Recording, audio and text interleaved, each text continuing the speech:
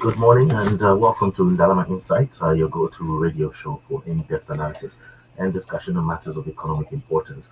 I'm your host, Leslie, and today we're looking at the 2024 national budget with Mokonke Mokonkela, an accountant and founder of Insight Partners Africa, a firm of accountants. Thank you for joining us this morning, Mokonke. Good morning, Leslie. How are you? Very well, thank you. How are you?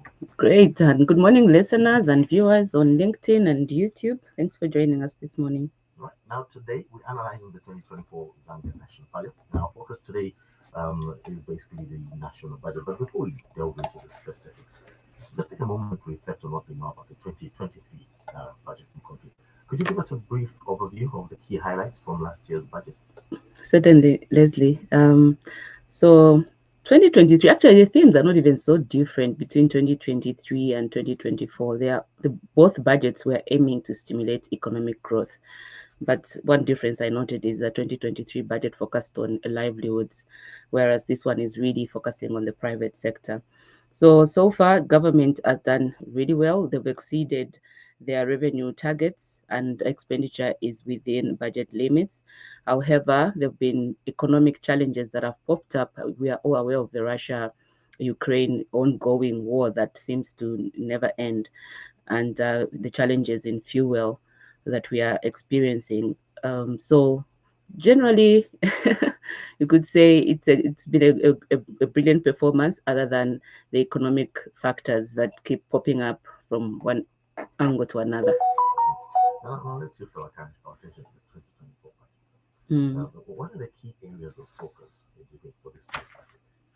So this budget, which is a 178 billion budget, aims to unlock economic potential mainly through private sector investment and also an increased GDP growth. So government aims to grow the GDP, which is the gross domestic produce, to 4.8% compared to 2023, which had a target of 4%. This strategy or this goal actually reflects why the government would like to, ensure that the private sector receives the much needed care or contribution that it needs in order for us to grow this GDP. So that is what is coming out so far from the 2024 budget. And we can see this also in terms of contributions, in terms of the budget allocation that have gone to the private sector. I know the CEC, Citizens Economic Commission, has received increased funding. And one other aspect that has made many stakeholders really happy is the CDF increase allocation. In 2024, there's a proposed increase to 4.8 billion, and each constituency is expected to get about 30 million. So that indicates government's aim or goal to ensure that the private sector is thriving, especially within our constituencies. Leslie, as you know, CDF is very important to constituencies in terms of developing local economies. And so if it can be utilized well in the local economies, we hope to see the growth in the GDP as a result. Yeah, that's a positive outlook on the economy. But let's break down some of the critical aspects of the budget. Could you tell our listeners about the budget deficit for 2024? So there's still a projected budget deficit of about 4.8% of GDP, indicating government's commitment to fiscal discipline and financial responsibility. Generally, that's what I would say about this. I know that debt is still continuing to be of great concern for Zambia, with Zambia's government projecting an Zambia's external debt increased to about 14.07 billion as of June 2023, even though the government is making efforts to address this issue. But it's definitely of great concern, and government needs to ensure that fiscal discipline in 2024 is really maintained, and that requires a lot of focus in terms of managing debt, external debt, so that it does not, exceed the required limits that we need in order for us to grow a sustainable Zambian economy. Now, Mm. moving on, what can you tell us about inflation control and exchange rate stability?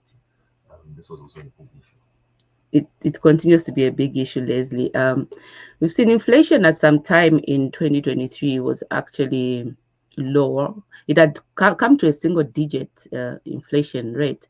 Then as of September, we've seen the inflation going to 12%. And this is due to a lot of factors, including the depreciation of the Zambian kwacha as well. And so in the 2024 budget, I know the Minister of Finance spoke, he is aware of the rising cost of living, which is very good. But also, we need to take measures to ensure that inflation is controlled, because we know that the high cost of living is affecting majority Zambians. The food basket, it keeps rising every month. And we hope that in 2024, government is going to invest in key areas such as manufacturing, ensuring that we've got more exports than imports, so that we strengthen our economy, because that's the only way, in the long term, that's the only way inflation can be brought within manageable limits. Single digit is great, because single digit means that our prices for goods and services can be affordable. But then again, to speak to the budget in terms of what government intends to do in the 2024 budget, not really much came through in terms of how government hopes to help individuals or in people like us that need to control this inflation. Is affecting us in terms of our living. I know the pay as you earn threshold has been increased to 5,100 per month from 4,800, and also the top tier in terms of tax, pay as you earn tax, is also been proposed to come from 35.7% to a lower rate. But then this is also not enough in terms of inflation, taking into account the increasing inflation. Inflation is at 12%, but these measures are really not enough to help uh, people, individuals, employees to, afford the rising cost of living. So that's something that I thought the minister could have done better. All right, we'll take a short break, but you are listening to the Ndalama Insights radio show, and today we're analyzing the 2024 national budget. You are still listening to the Ndalama Insights business show, brought to you by Insight Partners Africa. We grow cooperation on the phone, the e-conference YouTube channel. And Ndalama Insights, turning your challenges into actionable insights.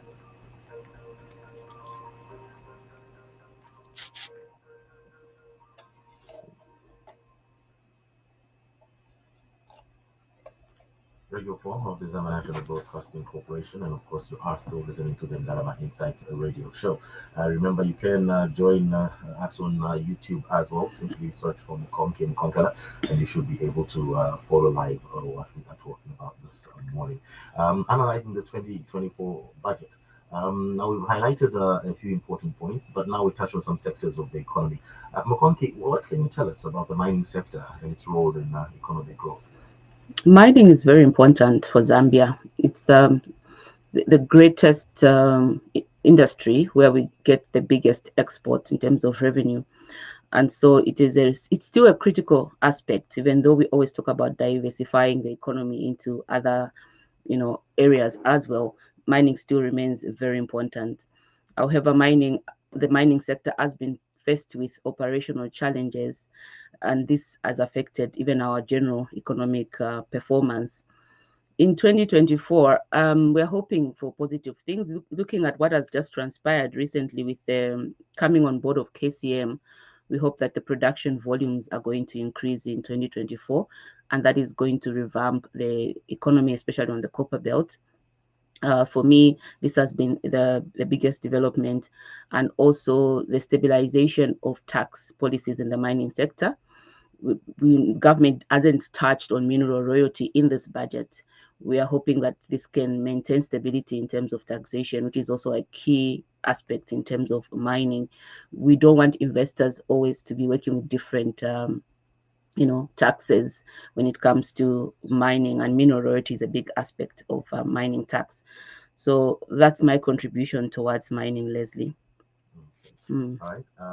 And of course, we now shift our focus to the areas of healthcare, education, as well as social protection. What are the key highlights in these sectors for 2024? This area was really interesting in terms of health and education.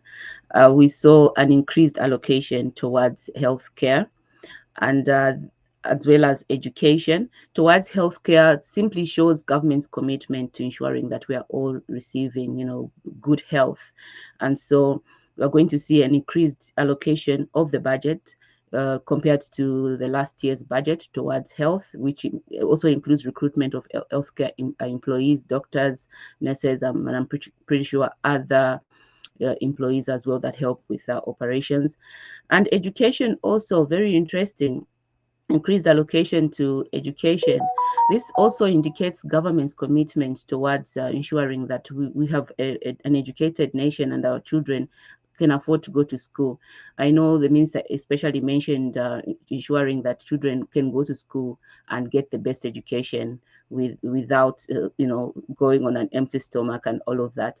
So we've seen that the budget in 2024 still highlights government's commitment towards healthcare. I'd also had infrastructure.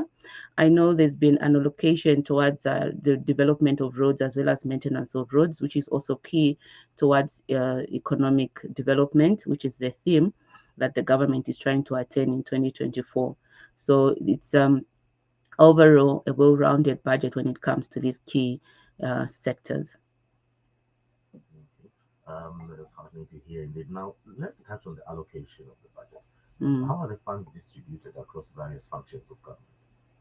So I've already mentioned the biggest chunk is actually going to economic affairs, which also includes the dismantling of external debt, meaning repaying of external debt, which remains a big aspect of the government, and also health and education.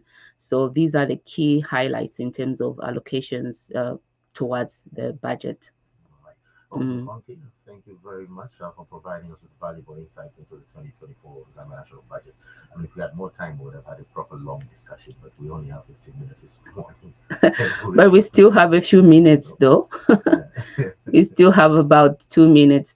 In the 2 minutes, probably I'd also like to point out the mobile money levies that the government is intending to introduce, which would be really interesting to see, and also for taxation for those of us that work in do tax in businesses. Even just if you're a business owner, there's going to be an electronic invoicing system that the government is intending to introduce that they've proposed. So this is pretty interesting. And for tax as well, international tax transfer pricing, Zambia is going to become part of is going to be able to access information on transfer pricing when they join this membership forum for taxation. So that's also pretty interesting in terms of transfer pricing and access to information for businesses that are required to comply with transfer pricing regulations. So these are just a few additions that I can add on quickly, Leslie. That it's like ICT is really playing a big role, the whole idea of um, technology Yes. really playing a big role. And it's 0.8 way Mm. is like the minimum, right, on transfer mobile money transfers. I'm not so sure about that. I think that's the minimum. Let me Mm. check that. You can imagine 5 million plus Uh-huh. subscribers, and everyone basically makes a transfer in a day. Yes. It is quite a bit of an income for government as well. But I guess that's moving with time. It is moving with time, but I hope it won't affect access to financial inclusion for majority, because mobile money is a very important aspect for financial inclusion for the citizenry. So I hope this won't affect the goal of government also to ensure that we have majority Zambians banked and access to financial inclusion and financial services. So I hope it won't be, it won't result into an adverse effect. Yeah. All right, well, that's a wrap for today's episode of Dalama Insights. Thank you, Mokonke, for coming through. Thank you so much and have a good morning. All right, stay tuned, of course, for more discussions on matters of economic significance. Until next time, this is Leslie signing off. Have a great day.